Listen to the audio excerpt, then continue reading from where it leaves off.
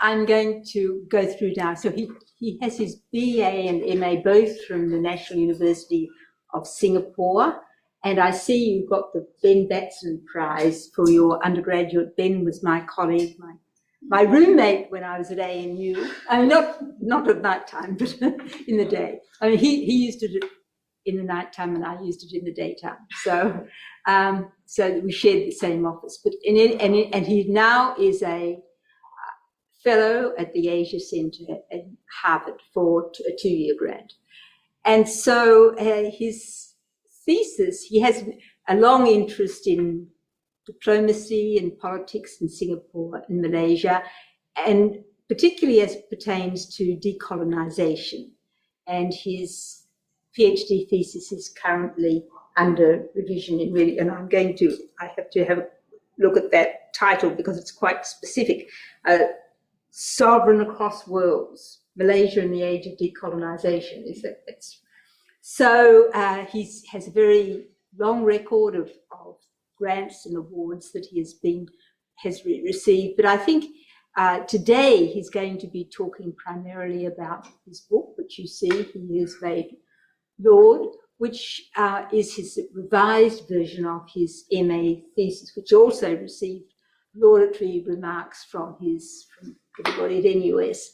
So the book focuses on a really little studied period of Singapore/Malaysian history, the period between 1956 and 65, but particularly between 59 and 65, when a eminent Malay, Yusof Ishak, was given the title Yang di-Pertua Negara,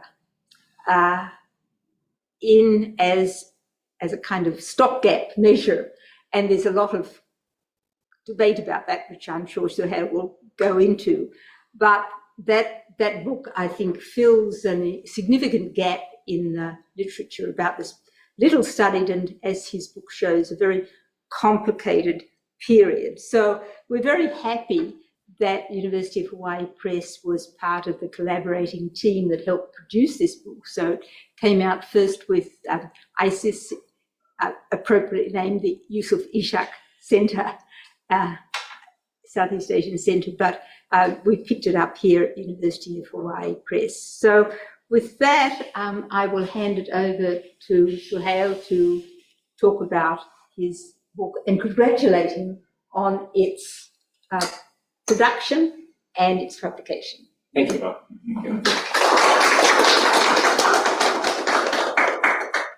So I'll probably just take a seat and just go with the slides from here. Okay. Thank you, Professor Andaya, for that very warm introduction.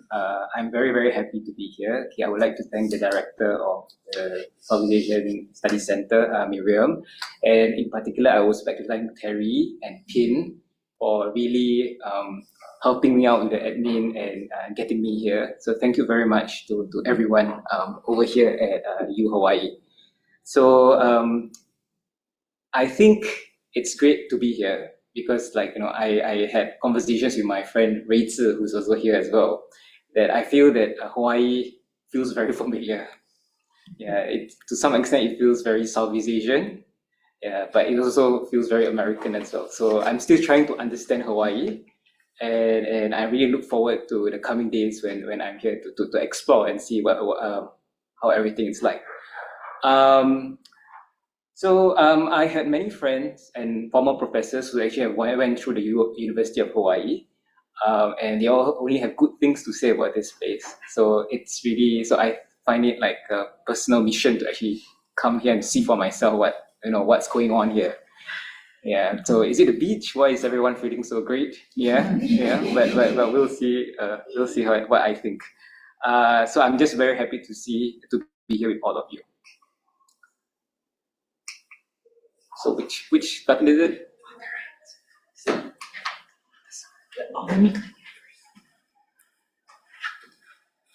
So we're just trying to figure out the slides. Okay. Okay. Okay. Thank you very much. So it's also fitting that the talk is happening here at U Hawaii because, as Professor Andaya said, the University of Hawaii had published, it's a co-publication arrangement between ISIS Publishing and the University of Hawaii Press. So ISIS Publishing actually released the title about 2 years ago. So it's not really a recent publication, but U Hawaii Press released its version last summer. So it's been some time since the book's publication. So I thought maybe the session today could largely be retrospective. And I believe this will also be my final talk for this book. Yeah. So over at Harvard, I'm currently working on a second book project based on my PhD dissertation about the formation of international organizations after the Second World War. In particular, I'm looking at Malaysian initiatives to remake these global institutions. So I study different intellectual genealogies. I study the interweaving of multiple ideas about sovereignty and civilization, as well as the political interests involved in attempts to decolonize the international system. So if there's time later, I'll gladly welcome questions about my new research. But,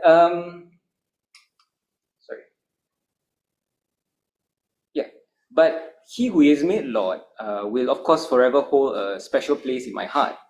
I first worked on it as my master's thesis project in Singapore, as Professor Andaya mentioned just now, and developed it into a part-time when I was doing my PhD at Cambridge. And the book would not have been possible without the support of my mentors and friends. So the book is very personal to me. In a very real way, it still embodies a lot of my own ideals, not just about Singapore, but also about my own ideals about the world. I just finished rereading this book on my flight to Honolulu. And in some sense, it was a very strange experience. I don't know how you feel, but when you are reading your own piece of work, it is in itself a very strange experience.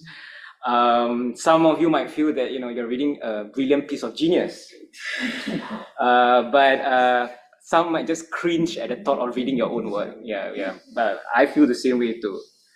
For me personally, when reading this book, I felt that it was a very, very awkward interaction with another person, that person being myself from the past.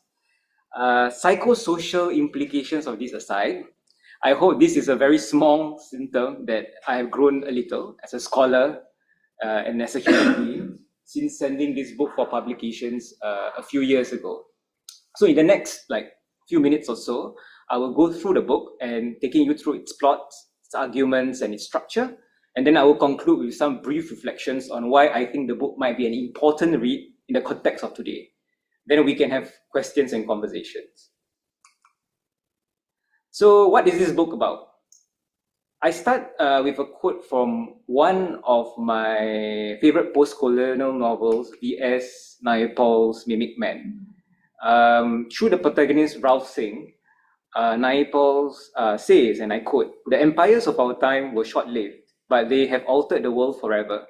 Their passing away is their least significant feature," unquote. In a sense, Naipaul summarizes the central question, the central problematic of what scholars of decolonization grapple with, how post-colonial societies struggle, deal, and cope with the legacies of empire across all dimensions of human life. So this book is about this problematic as well. So it tells the story through one central subject, the office of Yang di-Pertuan Negara, which means he who is made Lord in Malay, the namesake of this book. The Yang di-Pertuan Negara was the titular office in Singapore. Its appointee exercised the function of the head of state from 1959 until Singapore's independence in 1965. For those of you more familiar with Singapore's history, the period was very eventful in the island's more recent past. 1959 marked Singapore's transition into a self-governing colony after over 130 years of British colonial rule. And 1959 also marks the coming of the People's Action Party, or the PAP, into power. In 1963, Singapore became independent from colonial rule by being part of the sovereign nation state of Malaysia. Only to separate later in 1965, it became a fully independent republic and remains as such till today. Also, the PAP is still the ruling party in Singapore. In the book, however, I attempt to disrupt this linear narrative of progress, from little freedom to more freedom, from colonialism to self-determination, by using the office as a historical artifact to generate a fragmented story that explores the layers and layers of Singapore's past and attempts to make that past serviceable for power.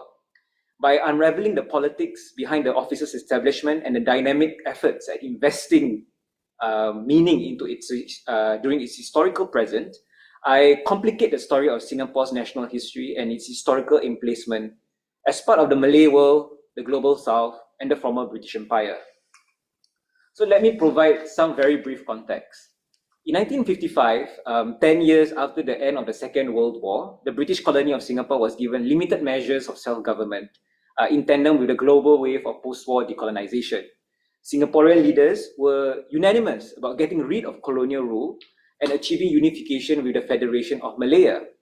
Independence and merger were a conjoined political project. But these feelings were largely one-sided. Malayan leaders were skeptical of bringing Singapore into the Federation ever since the island was constitutionally separated from the Malay Peninsula after the war. With Singapore's overwhelming Chinese population, chaining Singapore to the Federation of Malaysia would disrupt the existing political dominance of the indigenous Malays in the Malayan nation state. The British, in the meantime, wanted to prolong their imperial hold over Singapore for strategic, economic, and political reasons. They held pretensions that they remain a great power. With the fear of Singapore turning into an outpost of communist China amid the Cold War, they also believed that the island cannot survive on its own as its own sovereign state. With the Federation of Malaya seeking its own independence from Britain and many other Afro-Asian ex-colonies gaining their respective sovereignties as nation-states, there seemed to be no pathway for Singapore to completely break free from colonial rule, with the island trapped as a perpetual colony. In short, Britain didn't want to let go of her empire, Malaya didn't want Singapore, and Singapore seemed unviable as to be independent on its own. So what did these political stakeholders do? These stakeholders were the main parties involved in creating this office. The Yang di-Pertuan Negara emerged from constitutional negotiations between Singaporean nationalists, Malayan leaders, and the British from 1955 to 1957, all of whom wanted different things for different political projects. How could there be a greater degree of self-determination for Singapore without compromising British sovereignty on one hand and the sanctity of Malay political dominance in Malaya? The Yang di-Pertuan Negara was then established as part of a new 1958 constitution recognizing Singapore as a self-governing state. But the island remained a colonial dependent with the British retaining ultimate authority. The office, on the surface, was meant to dignify Singapore, but it became a site of struggle between different political stakeholders to crystallize their competing visions for the island's future. From a constitutional and legal perspective, the Yang di-Pertuan Negara served as a representative of the British Crown in Singapore, replacing the colonial governor who always had been a man, who always had been white, and had ruled Singapore in the name of the British monarch for over 100 years. The Yang di-Pertuan Negara performed functions similar to the British sovereign in the United Kingdom, functions of what we understand today as the role of the parliamentary head of state. They have little to no executive powers, but take on legitimizing functions like signing bills into law, appointing key officers of the state, and dissolving the legislature or parliament when it's time to hold elections. So they are understood as largely ceremonial. Two people were appointed to the office of Yang di-Pertuan Negara during its brief lifespan. The first was Sir William Good, the last colonial governor of Singapore. Sir William held this office during a 6-month interim from June to December 1959. Yusuf bin Ishaq, whose image adorns the cover of the book, and also the Singaporean dollar note, succeeded William Good and carried on in this post until the office's reconstitution into the Singaporean presidency after Singapore's independence in 1965. But this book doesn't go all the way until 1965, but cuts off at around 1963, when Singapore achieved merger with Malaya as part of Malaysia. This is a moment I would argue as a separate context because the island appeared to have escaped its strange state of limbo, or what I call colonial purgatory. Before merger, Singapore existed as a half self-governing, half colony of the British Empire. With the establishment of Malaysia, Singaporean nationalists had fulfilled their aims of merger, liberating Singapore from British control. So to tell the story of the Yang di-Pertuan Negara, I was reliant on a range of sources, both official and non-official, covering colonial reports, petitions, correspondence, party publications, newspapers, oral history, and others. So this book argues that to recover the significance of the office, it has to be studied not only as a political project, but also a cultural one. In doing so, it establishes the Yang di-Pertuan Negara as a contested artifact, turning it into an ambivalent national symbol. So now let me go through very briefly the structure of the book. So to best tell this story of political and cultural significance in a way faithful to the atmosphere of decolonization, I structured the book's main narrative into 3 main content chapters, each looking at different conceptions of empire. First, empire as a hierarchy of states. Second, empire as a hierarchy of class.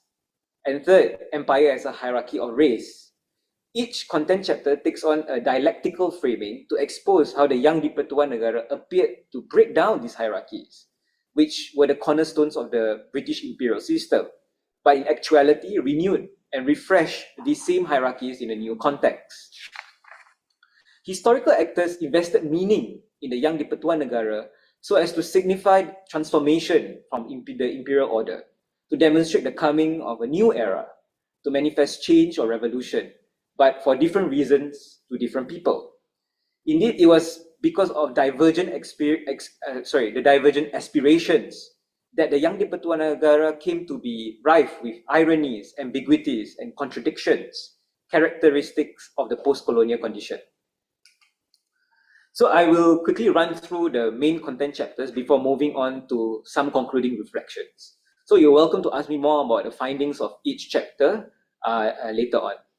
So chapter 3 is based on the framework of empire as a hierarchy of states.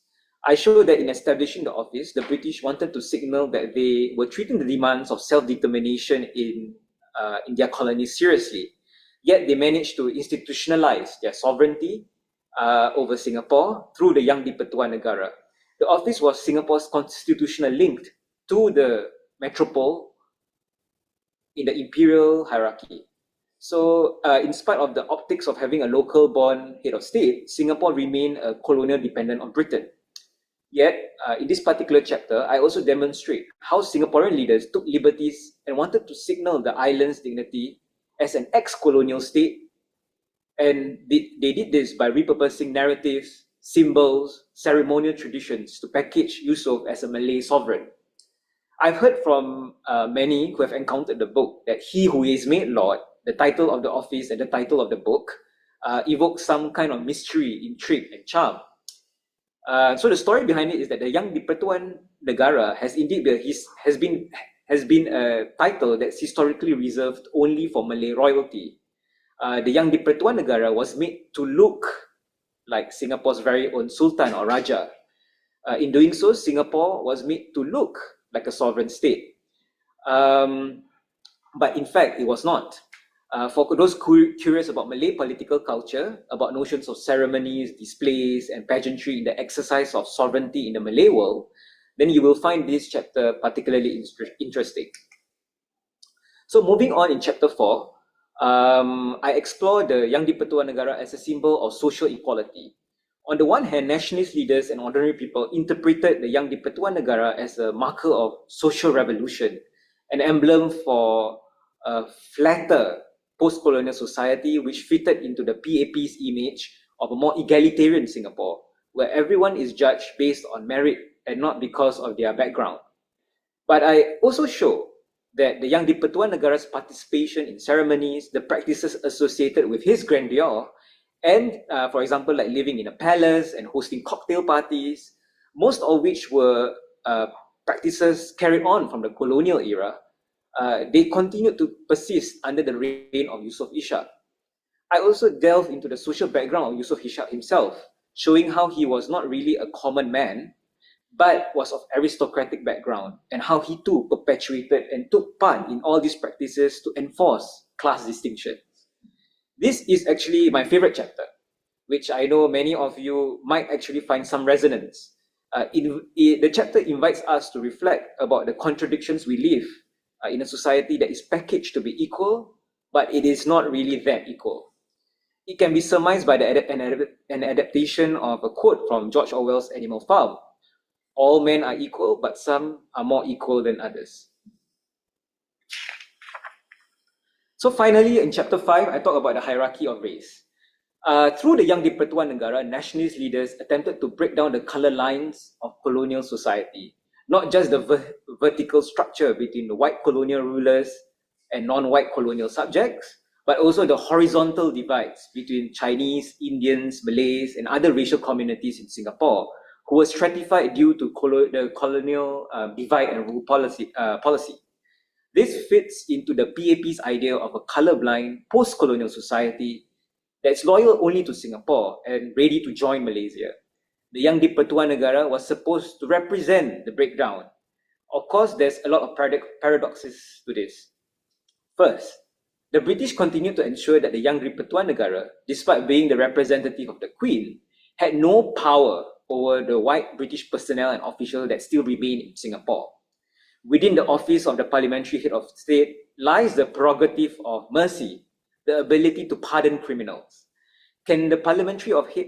So I ask this question to you. Can you imagine in a British colony where Britain was supposed to be the paramount imperial power, can you imagine a non-white Asian brown man pardoning a white criminal?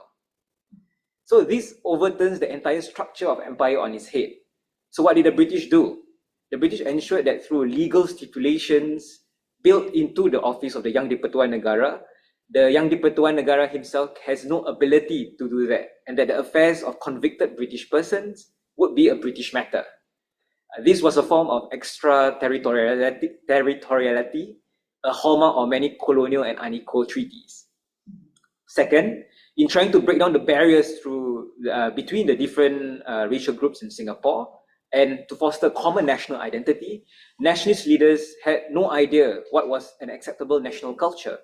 What was a real national culture? Was it a tolerance of racial differences or the creation of a hybridized post-racial culture?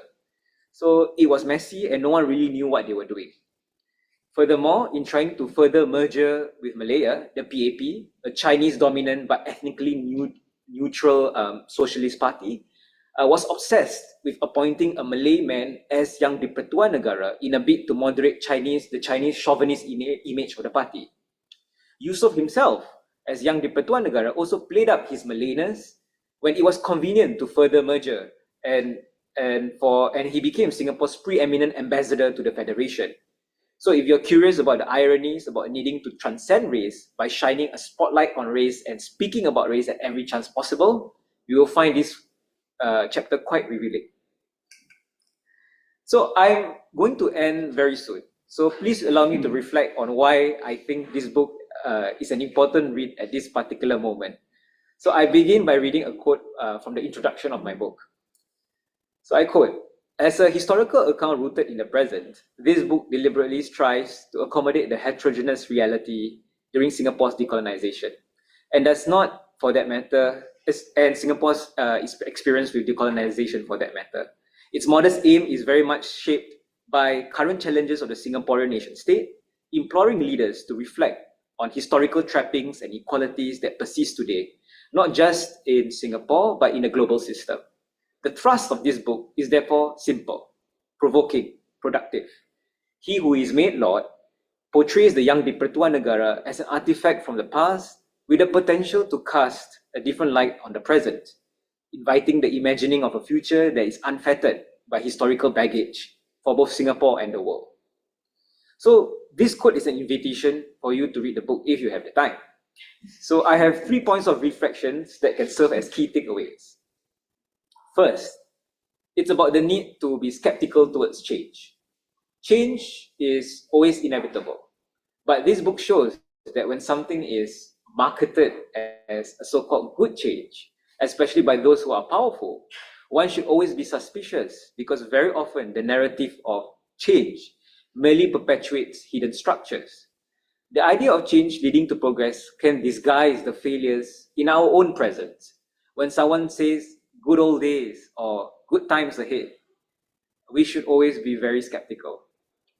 Second, in our current historical circumstances, as we find many nation states across the North-South divide becoming more insular, creating divides within society, demarcating who belongs and who doesn't belong, this book offers a hopeful message that no matter how persuasive a political project can be, there's always a chance to maneuver. In establishing who belongs to a nation and what a nation represents, there is no absolute hegemony because there are always interruptions, slipperiness, and room for interpretation.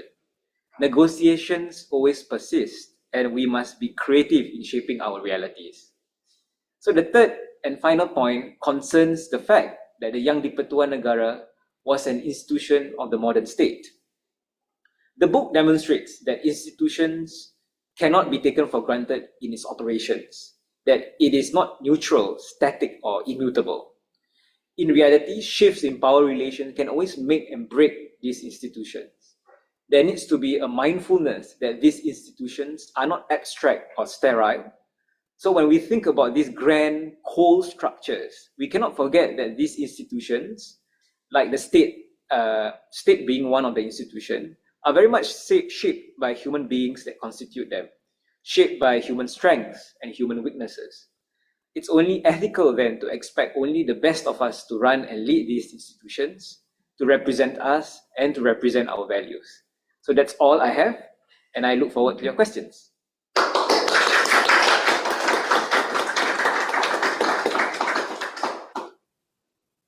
Thank you so much, Suhail. That was very provocative, and I'm sure it's for those people who in the room and for those people online. I'm sure there are questions coming up, but just by Pin gets that ready up. Is there any person in the audience who would like to ask a question just while we're setting the technology up? Yeah. Maybe I'll just get the ball rolling. Thank you so much, Suhail, for your presentation. I'm just wondering about did these changes in Singapore also reverberate, or were there interactions between other colonies, in the so-called colonial periphery? So that I guess that's my more content question. My broader question was also, I'm interested in what kind of fun you had doing this. I always ask this question because I'm just curious. I guess the deeper question of the why, and maybe at this point in time, there's like you're so tired of this book. But I'm just wondering, what were some of the satisfactions you had in the writing of this book? Okay, thank you, Rachel. Rachel, of course, is my friend, and we graduated together from NUS together. When was it, Rachel? Long time ago. 2017. What? 2017. 2017. I heard 1870. I was like, okay. 2017. Yes, the good old days. Okay. The first question is about Singapore and the larger geographical area. So you asked about that.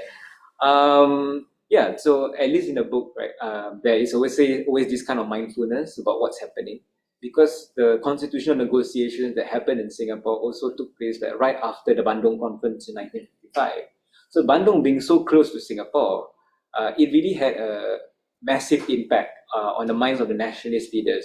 Reason being, we see a lot, or they saw a lot of countries around them all getting independence one by one, and then Singapore remained stuck. And therefore they really wanted to accelerate, the idea. So in the book, I argued that the political idiom of the day was nationalism, anti-colonialism. So if you want to be a good politician, that's the idiom that you have to take on. So a lot of the Singaporean leaders, they competed among each other about who best to actually move Singapore to greater independence. So a lot of the leaders, they are very mindful about what's happening, not just within the Southeast Asian region, but also in the rest of the world. And they very much really see themselves as part of this global wave of revolution in the 1950s. to actually really get rid of Western imperialism in the global system. So it's not just a local sort of struggle. They do see themselves as trying to remake the entire world. On your question about fun, I think like it was very satisfying in a sense that I think I published this book for one reason, and I felt that because I felt that this intellectual project is best communicated through the medium of the book rather than an article. It's because I felt that like a book also has some quality to it in the sense that I feel that it's more accessible to people compared to journal article behind paywalls. And I felt that this book is also in some sense my contribution to Singapore, my home. And in doing so, I felt that this is probably the best medium for me to sort of express my intellectual work. The book was written at a very interesting time. So if you read the book, it was the master's thesis when I was doing my master's.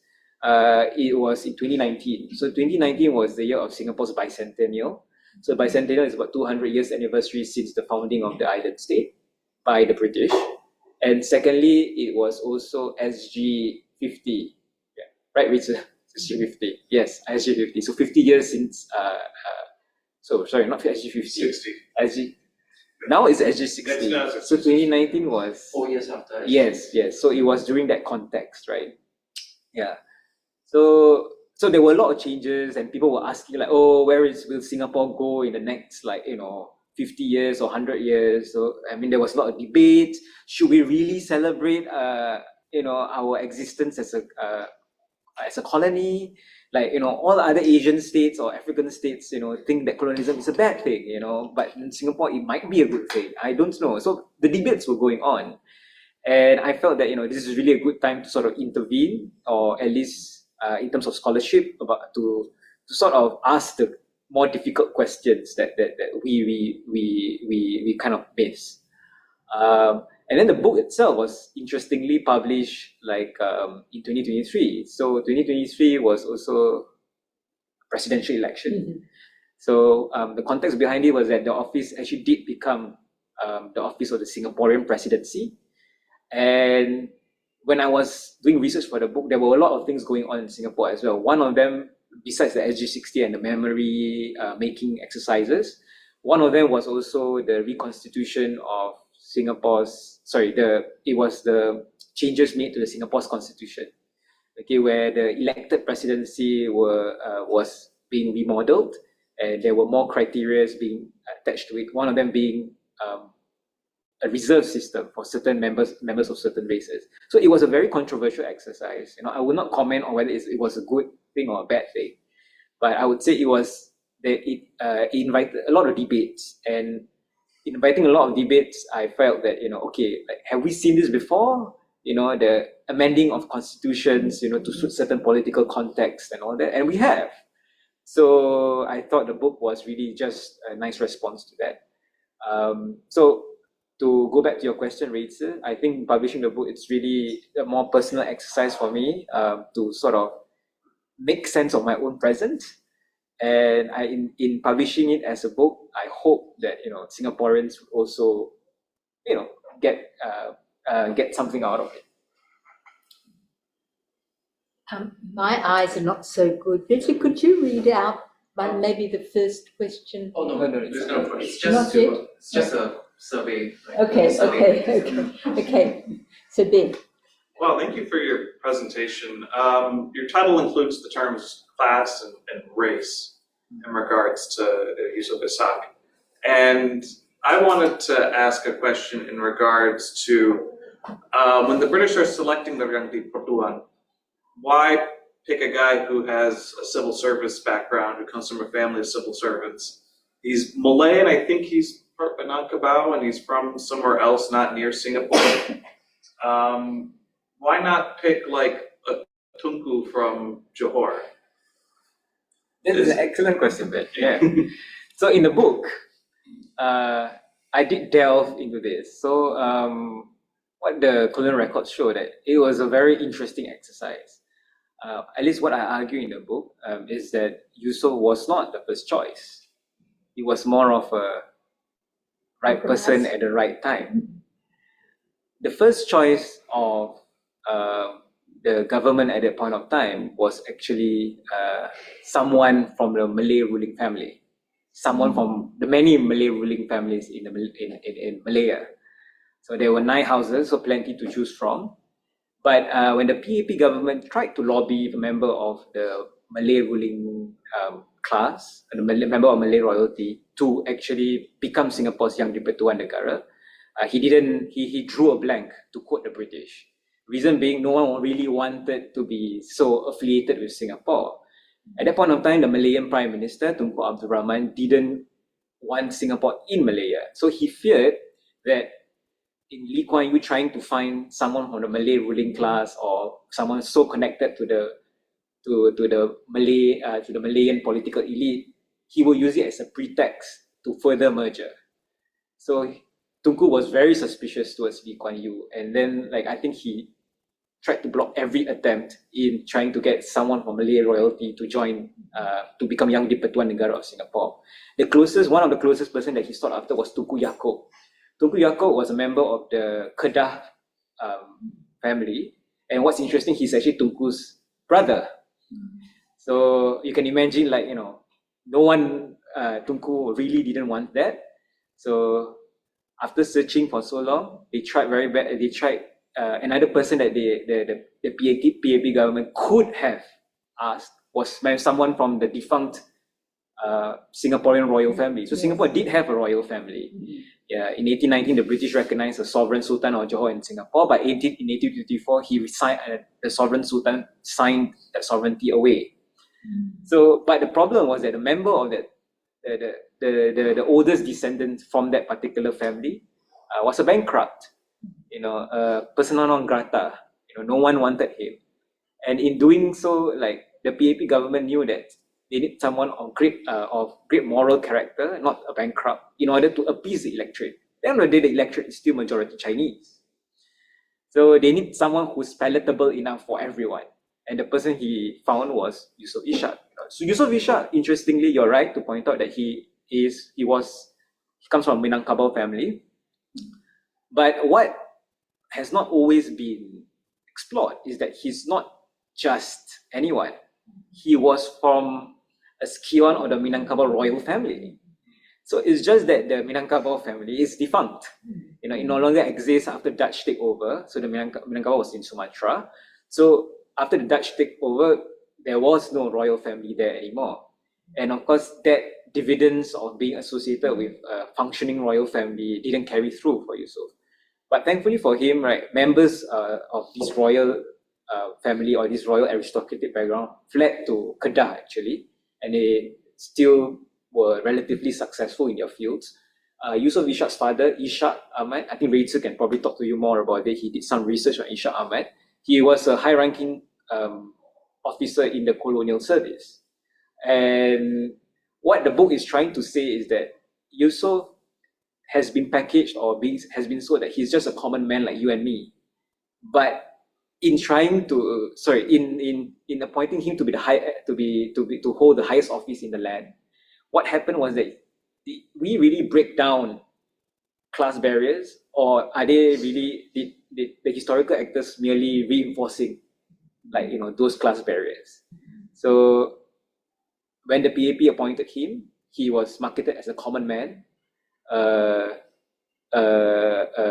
guy who doesn't have any kind of social or background privileges. To some extent, that's true in the sense that he's not royalty, like pure royalty, because the royal house doesn't exist anymore.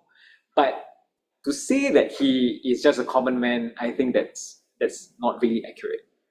Yeah. So at least in the book, I think that's in chapter 4 on class. It really delves into little nuggets and information, and I think a lot of Singaporeans would actually appreciate the kind of findings the book may have on that.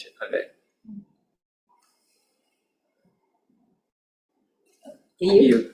So I have a question. When you answer Chris's questions, I'm I feel interesting like when you mentioned that like the period you did your research and also like wrote your research, it was a period that like Singapore has like lots of debates about like revisiting the past. So I'm kind of like wondering when you did your research, are these debates also like the same like the debates in the 50s or 60s? Like after so many decades, did like Singaporean like really kind of like maintain these kind of discourses, or they kind of like create new discourses or different kind of debates? And then like how it's your research really interbringing the these kind of like dynamics or the yeah, that's my question. Thank you for your question. It's nice to see you again.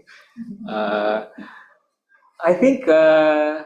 You asked about like whether the questions that were going on, or like the questions that were circulating at the point of the book's research and publication were the same debates that were going on in the 50s and in the 60s. So my response to that is that, like, of course, I feel that it's not exactly the same, but themes are similar. For example, questions on class, race. What does someone who's supposed to be the embodiment of the nation was supposed to represent? Yeah.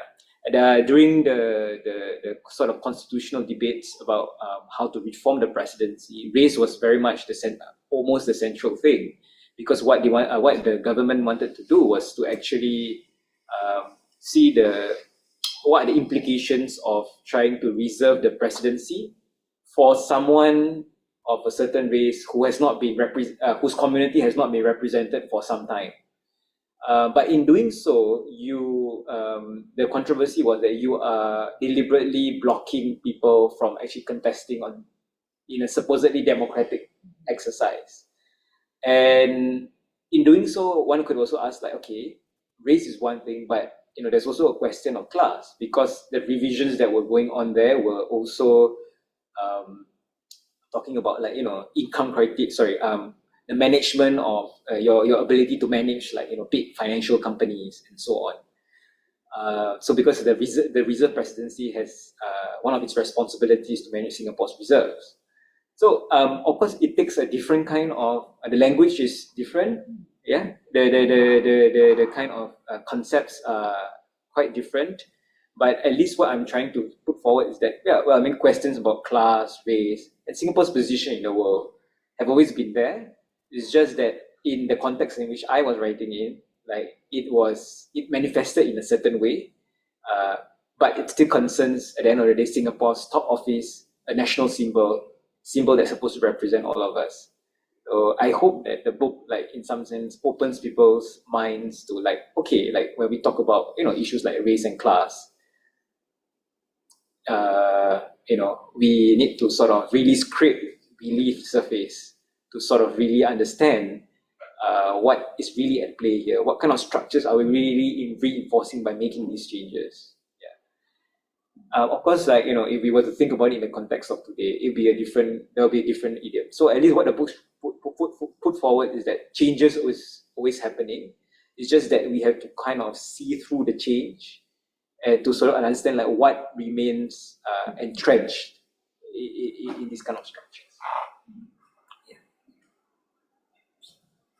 Thank you so much for the talk. It's really interesting. I can really kind of see the relevance of these threads kind of like throughout the office of the president, throughout Singapore's history, even till today. My question is, I guess, to what extent was Yusof Ishak this kind of malleable figure that could be used for the purposes of nation building, right? Were there ways in which he kind of exhibited agency that kind of went against what the PAP might have been trying to do? And what was kind of the popular perception towards him? Because I think as we look through the different presidencies of Singapore, there's always been these sections. Yeah. So I'm wondering what your thoughts on that were. Okay. So those are very excellent questions. Thank you. You are? I'm Ming Lee. I'm a research fellow at the Swiss Center. I'm from Singapore. Oh, okay, yeah. So yes, so one of the challenges. So you asked about agency of Yusof Ishak, and also you what was the second part again? The popular Popular perception. perception of Yusof Ishak. So thank you. So those are very, very good questions. So let's talk about Yusuf's agency first.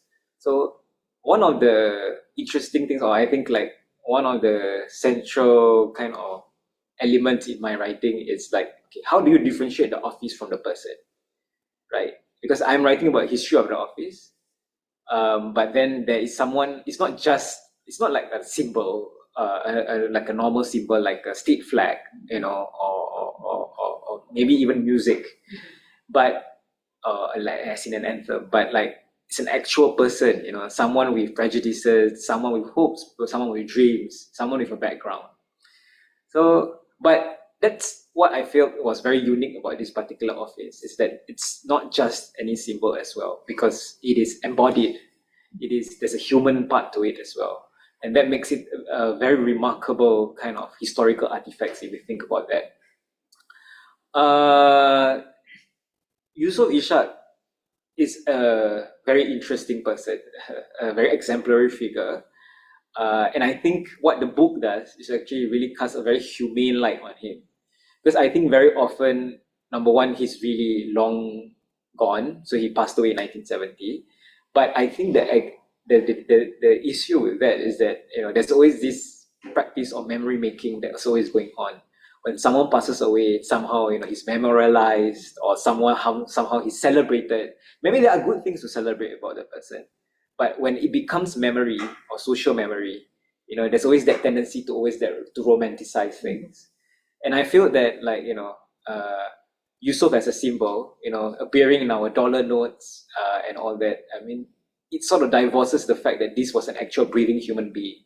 In the book, I did talk about number one. So this ties into your second part of your question as well. So about popular perceptions. So for Yusuf, I think before coming to the office, he was not, I would say, a neutral person with nothing. He was a known person. He had something. So he was known as the managing editor and the founder of the Utusan Melayu newspaper, which was an anti-colonial newspaper, a very major newspaper. And he's known, that's his public profile. And he participated in, like what Ben said just now, he participated in a lot of, he was a former civil servant for a very short time, and he participated in different commissions. So he has some kind of public persona, and people understand him based on that. So to what extent did he exercise agency? Well, that's very interesting. In the book, I did sort of show how his political leanings changed along the course of time, how he went from ultra-Malay nationalist to become sort of a repentant ultra-Malay nationalist, to become a socialist left-leaning, I believe in multiracialism kind of person. So to see how someone actually transforms and changes with the politics, being in power helps, to change the person. We can understand that. So, but in some sense, the book shows that that Yusof Ishak was a very, very normal person. He changed over the course of time, and his views changed based on the person he interacted with. To what extent the popular perceptions of him, maybe I could say that what were the popular perceptions of him? In the book, I tried to diversify the sources that I've used. So newspapers are very helpful, oral histories as well. So I would say at least when he first occupied that office from 1959 up to the point of merger 1963, there are many ways of interpreting who he was and what he is or whatever. To some extent, I think he, at one level, different chapters will talk about different things. So, for example, in a chapter on class, you can see how normal working people. So this is also it's from my favorite chapter. So it's you can see how normal people who were retrenched. What did they do? They write petitions to the Yang di-Pertuan Negara asking for a job. I mean, is that really the function of the Yang di-Pertuan Negara or the presidency? Not really. But all these are indications, all these petitions indicate like what people think the young people of Luar Negara should do, to try and fix the kind of system and structures. So from that point, one thing is that he's supposed to be a champion of the working class. Of course, the young people of Luar Negara couldn't do anything. What he could do is probably he could forward it to the Ministry of Labour, who will probably try to fix something. Then there's also like a segment when about race, like how people sort of see him. Is he really a symbol for the Malays, or is he a symbol for everyone? So it depends on the context, you see. Like I think like in certain ceremonies when he attend all these Islamic ceremonies, Eid, sending people to go for Hajj, you can tell that, you can really see that the popular perception is that, oh, he's like the guardian of Islam of Singapore, or the protector of the Malays. But in other contexts, it's like, oh, but he's supposed to be everyone's, what do you call it? He's supposed to represent all of us. So the popular perceptions are also, I would say, fractured to some extent. It's not fixed, and that goes with my findings for the entire thesis of the book. Yeah. So yeah, there's something for everyone in the book, I feel. Yeah, and I think it really, overall, my message is, it does cast like a different light on someone like Yusof Ishak, and it cautions and it shows that, well, I mean, it is important to celebrate the contributions of people who have made genuine contributions to the nations, but at the same time, we should also stop short of trying to romanticize these people. I have a question about the findings. So you see the Yandi Luar Negara as like a transition, kind of like how autonomous it was from the crown colony, and then trying to establish self-governance within Singapore. And also you talk a lot about race and class, and how, I wonder how these implications that you found in that period of time frame, the support becoming independence, affect today's race and class and identity in Singapore. Actually, this is too big of a question. This ties back to EU's question. Thank you so much for your question. So you asked about to what extent those issues and still affect Singapore today, or all that. To me, I feel, okay, personally, as a scholar, I think, yeah, these issues are structural. So they remain very salient in Singapore. Issues of class will forever be there. Material disparities exist in every social context, in every social situation. Race is also something, it may not be true for other contexts, but it's still very true in Singapore, where race is institutionalized. Race has become part of our political system. For example, Singapore has this system of, I don't know whether you're aware of, they call it the group representational constituency, in which in every group there must at least be one member of the minority. So what the point here I'm trying to make, right, is that race still exists, and I still see it in Singapore very much into the system, because pretty much the state in 1959 to 1968 is still the same state that exists today. It's just that the way we talk about it is different.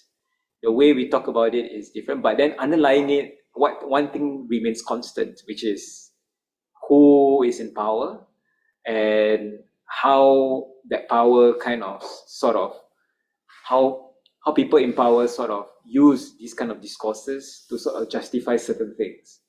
So I as a historian, I also am very cautious about also trying to transpose the past into the present. Of course, the present is very different, and I also refrain usually to comment on contemporary issues.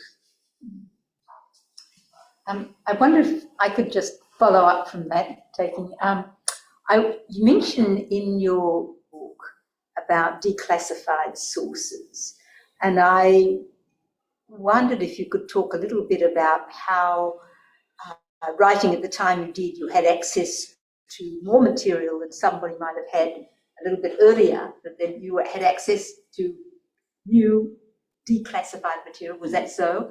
And is there still material that's classified that you can't see? That's my one question. And then I'd also, because when I look at your sources, most of them, if you don't mind my saying, most of them are documentary. They're newspapers or official sources and so on.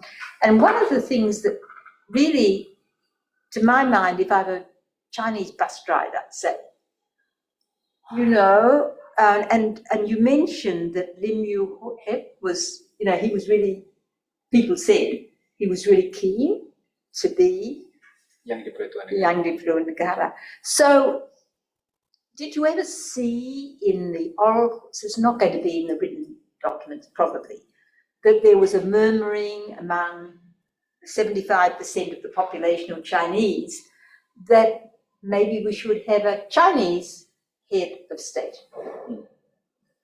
Okay. So the first question, Prof, thank you. It's on declassified documents. Yes. Is there any more documents? I just had a conversation about this yesterday. So in Singapore,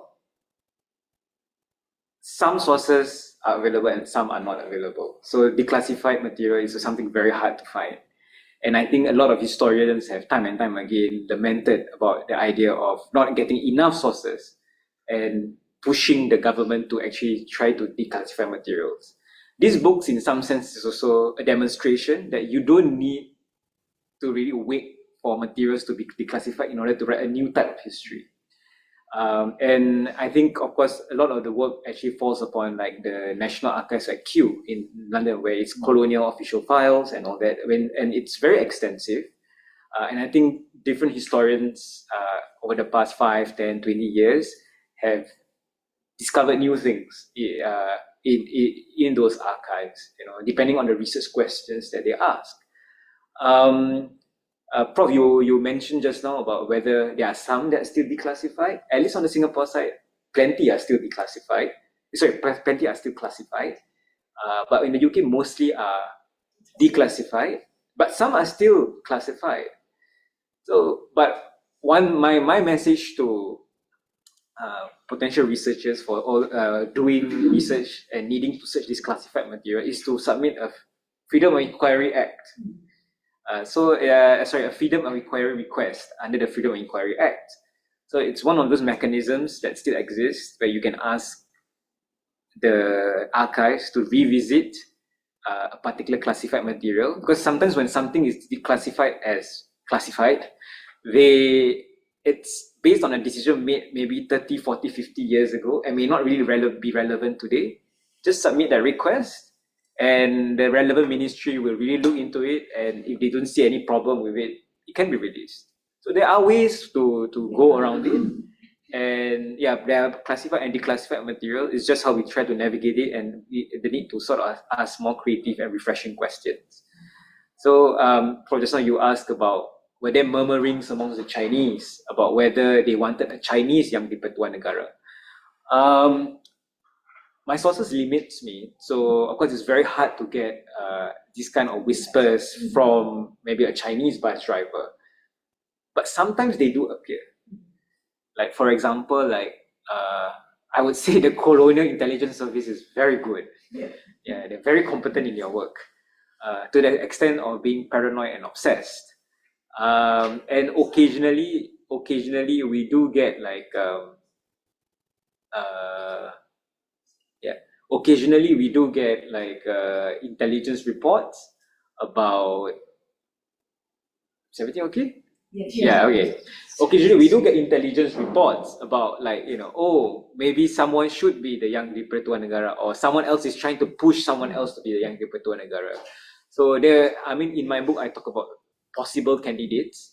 Whether or not they're furthered by the everyday person on the street, of course I don't think so. It's always probably some powers that be. Murmurings among the Chinese, I would say yes, actually. And I think the PAP had a very difficult time trying to sort of appease like the Chinese dominant factions within its own party. That, you know, maybe we cannot have a Chinese person as Yang Dipertuan Negara. It also falls back to a kind of a gentleman's agreement that went on during the Constitutional Conference in 1957, whereby it's expected that a Malay should become the head of state, and it fits into the political project of the PAP. Reason being, they really wanted to further merger, and the Malayan government at that point of time was very suspicious of them for being too Chinese. So in some sense, it's I think even the British admitted, like, yeah, they should not pick a Chinese person. It's not a politically right move to do so. It just reinforces the idea that Singapore is a Chinese country, which is not. Yeah. Thank you, Pram. Well, if there's no question. No, I have another question. So this is kind of for the most part, a Singapore story. Okay. It's the way you present it. I mean, Malaysian. So for our sins, Leonard and I have agreed to write a 4th edition of the history of Malaysia. So how could something like this? How can it be? Do Singapore and Malaysia have to have 2 separate histories? How do you incorporate something like this, which is clearly very important to Singapore and not very important for the most part? It showed the influence of UMNO and so forth, but you can see what I'm trying to get at.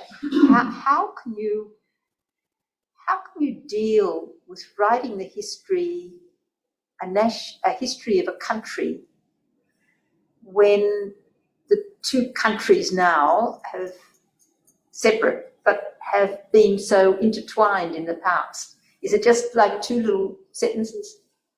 Or how much space should be given to Singapore? Or should it be in a footnote? Should be in a footnote. Yes. We're talking about footnotes before, long footnotes. It would be a long footnote. A very long footnote. What do you think? I mean, it's just there's no real answer, I think. I think there's no real answer. I mean, the central issue of national history is that, we are writing based on borders, modern borders. And of course, one may always argue these borders are porous, they are helpful, they are more restricting and constricting rather than helpful. Borders, while they are up, they're not always, there's still a lot of movement and flow and so on.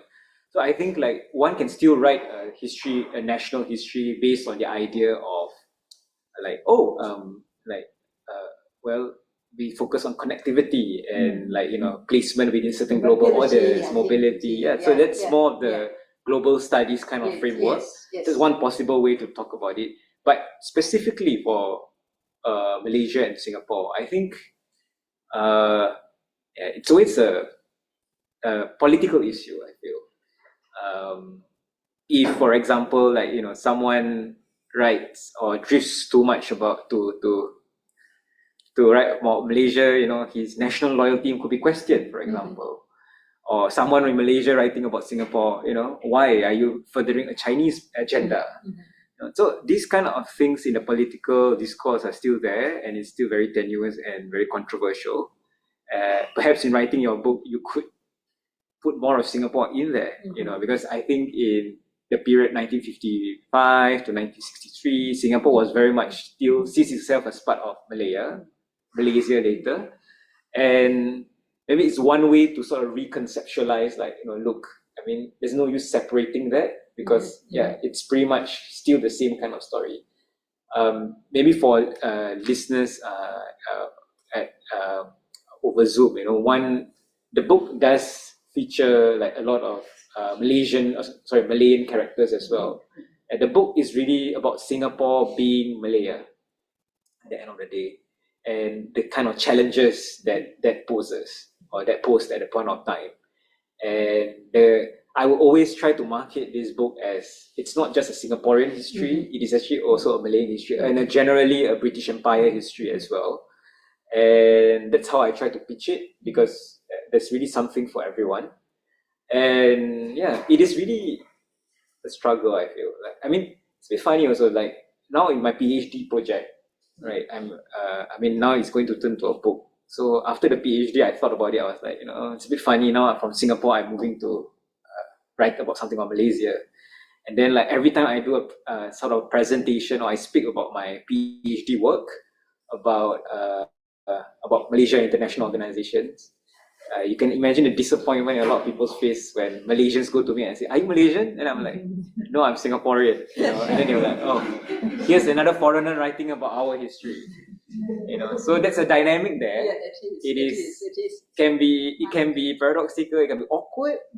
But I think, like, maybe as historians, I feel that, if it's important to the story that we want to tell, I think it should still be included. And borders, they are helpful in some sense to ground the book, but in some sense, there needs to be some kind of flexible, like maybe national borders would work like that today as well. Well, I totally agree with you, because I think, I work in a period when there were no national borders. So, I don't really think of them as that. But even so, if you're saying, well, I'm writing a history on how Malaysia came to be, or how Singapore came to be, the question of how much you incorporate, it's hard. Maybe it's a question of degree. Yes. So anything else that anybody would like to ask? Sorry, I just want to ask a quick 2 questions. It doesn't have to be. Because you mentioned that it's a history of Singapore, Malaya, and framed also within the context of the British Empire. I'm just wondering if, I guess the question is, why might other Southeast Asians care about this book, or why should they read it? Maybe you could speak a bit about that.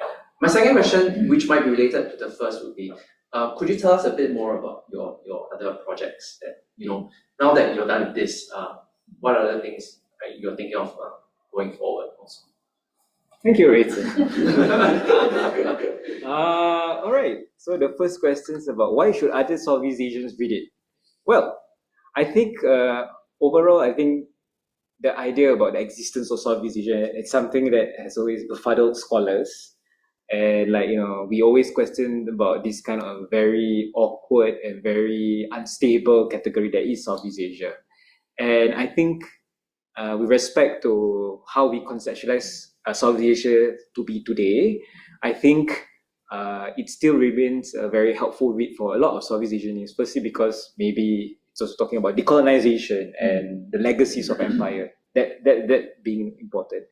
The questions of empire, it's something not just a Southeast Asian thing, but being here in Hawaii, that's also something that is there's a very powerful debate that's going on as well.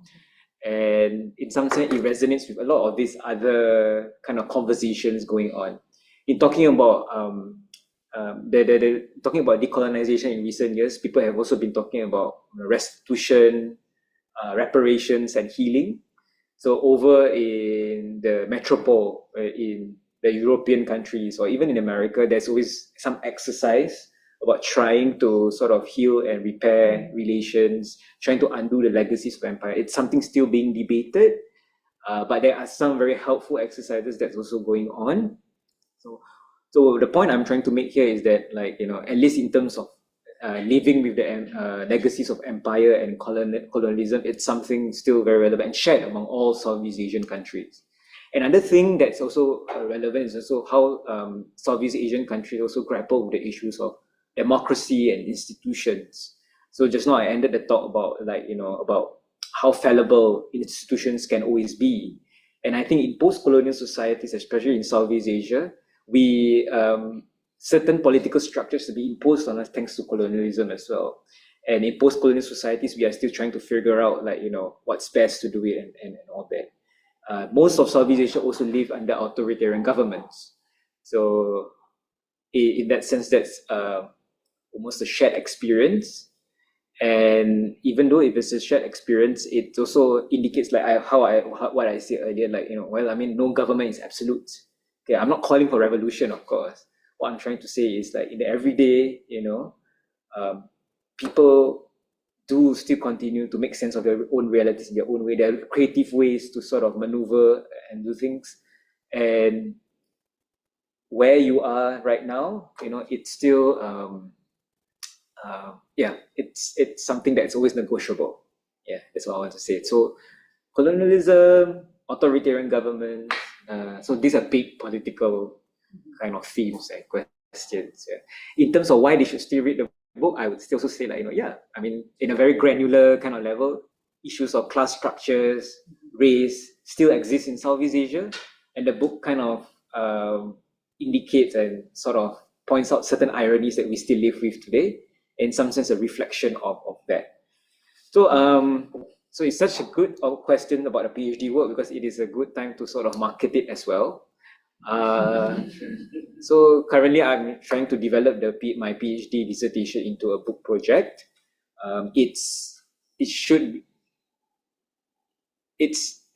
I'm aspiring to publish it maybe in the next 2 to 3 years. We'll see how that goes.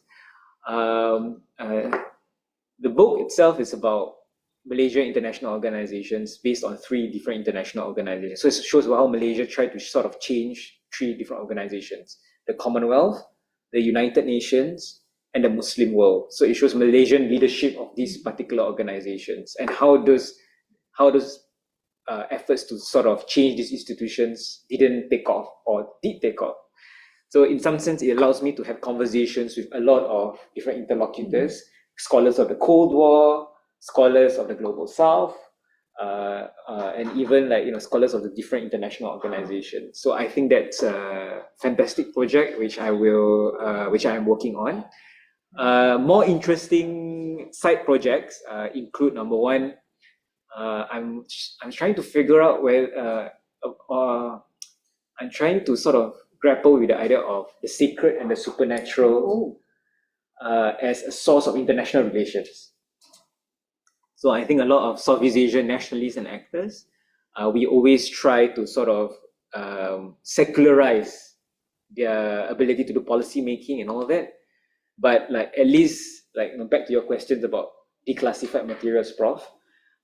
Even within declassified official sources, there's always an indication to show how a lot of these national actors, state leaders, they really depend on divine inspiration, dreams, instinct to sort of make critical political decisions, not just nationally, but also internationally. So how do we cope with that? So as scholars of international relations or history of international relations, that's something we have to treat very seriously. And in some sense, maybe we can also do some kind of theoretical abstraction from that to sort of think of it critically. Another project that I'm also doing, it's about pilgrimages. So pilgrimages has a long history in Southeast Asia and the Indian Ocean. People from Southeast Asia often go to South Asia or the Middle East to perform different kinds of pilgrimages. So this project that I'm working on is on nationalist pilgrimages. How nationalist leaders, they make pilgrimages to certain areas outside of Southeast Asia, particularly India, in Ceylon, in Pakistan, and how they sort of pay their respects to certain saints of nationalism, to sort of also give them the inspiration, that kind of rebirth, and all of this nationalist commingling also involves a lot of rituals and ceremonies, which are very peculiar and strange. So what I'm trying to do right now is sort of to write that history of pilgrimages as a continuation of many other pilgrimages that have taken place across time. So this takes back to issue of Hajj and so on. So why? Because I felt that the people who do write about the history of pilgrimages in Indian Ocean, they always cut off when nation states set up. Yes. Yeah, pilgrimages happen, but then they happen under the framework of the nation state. But that ends the era of mobility, exchange and flow. But that's not true. If we sort of put that into the with the right national histories and nationalist histories in conversation with these earlier histories, we can find a very enriching kind of conversation. And I think, I want to pursue that. Well, that sounds like a great note to finish on. There's crossing the periodization lines and in connecting international relations with religion, which is really not done very often. So on behalf of everybody, I want to thank you again, Suhail. This is a wonderfully provocative talk. And can we just give another round of applause? Thank you everyone for coming. Yeah.